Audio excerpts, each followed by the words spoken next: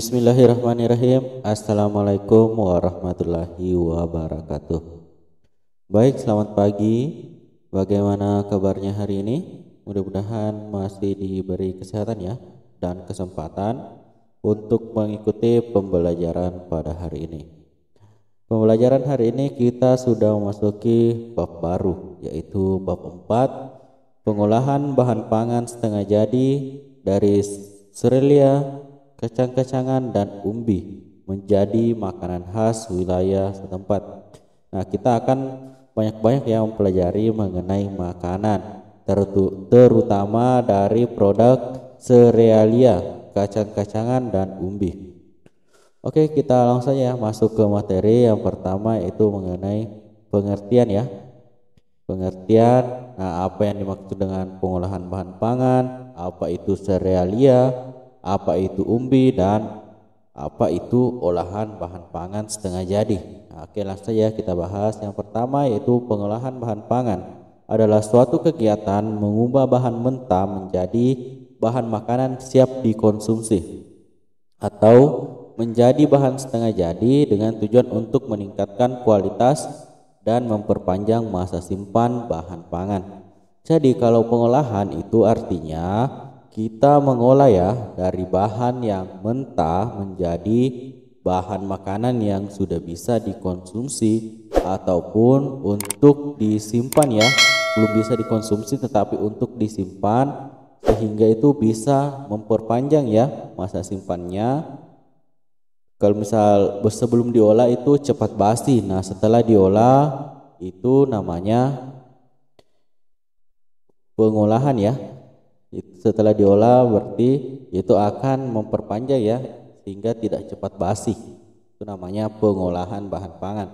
Oke, selanjutnya mengenai serealia, itu jenis tumbuhan golongan tanaman padi-padian, rumput-rumputan yang dibudidayakan untuk menghasilkan bulir-bulir berisi biji-bijian sebagai sumber karbohidrat. Berarti ini semua ya tanaman yang berupa padi-padian atau rumput-rumputan yang nantinya jika misal sudah berbuah itu menghasilkan bulir-bulir yang berisi biji-bijian, itu masuk ke serealia ya. Oke, contohnya ada padi itu masuk golongan serealia.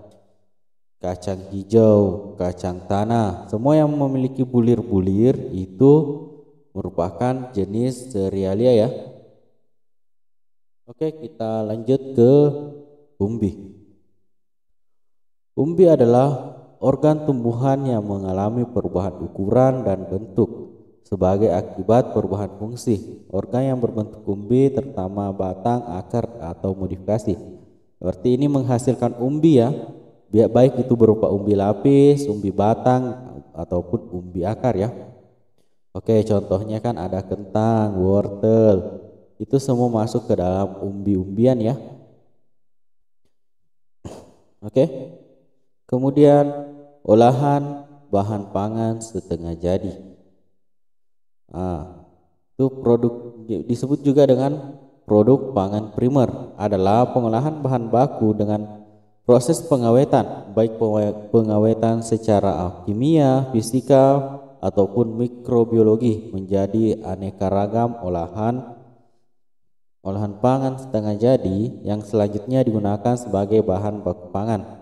Bahan pangan setengah jadi memiliki nilai ekonomi yang lebih tinggi karena dapat memiliki umur simpan yang lebih panjang dan dapat diolah secara cepat sesuai kebutuhan.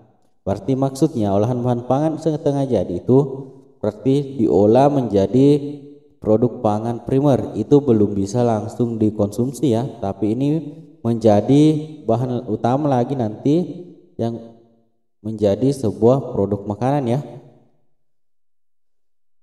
Hanya diolah sebagai bahan setengah jadi, berarti belum jadi ya, masih setengah jadi. Sehingga dapat disimpulkan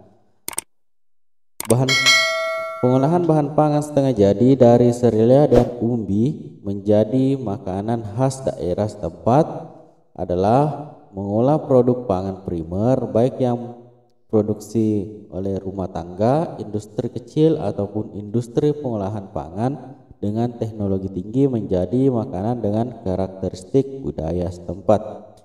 Itu ya, pengolahan bahan pangan yang masih berupa primer, baik yang diproduksi oleh rumah tangga, industri kecil maupun industri pengolahan pangan dengan teknologi tinggi menjadi makanan dengan karakteristik budaya setempat. Oke, kita langsung masuk ya. Materi selanjutnya yaitu mengenai jenis olahan pangan setengah jadi yang biasanya menjadi khas daerah terutama di Indonesia.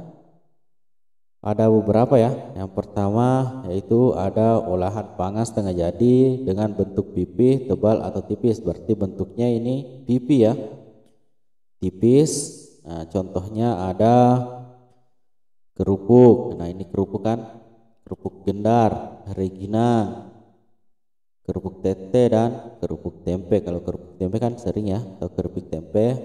Ini semua olahan bahan pangan yang berbentuk pipih, tebal ataupun tipis ya, pipih tebal ataupun tipis.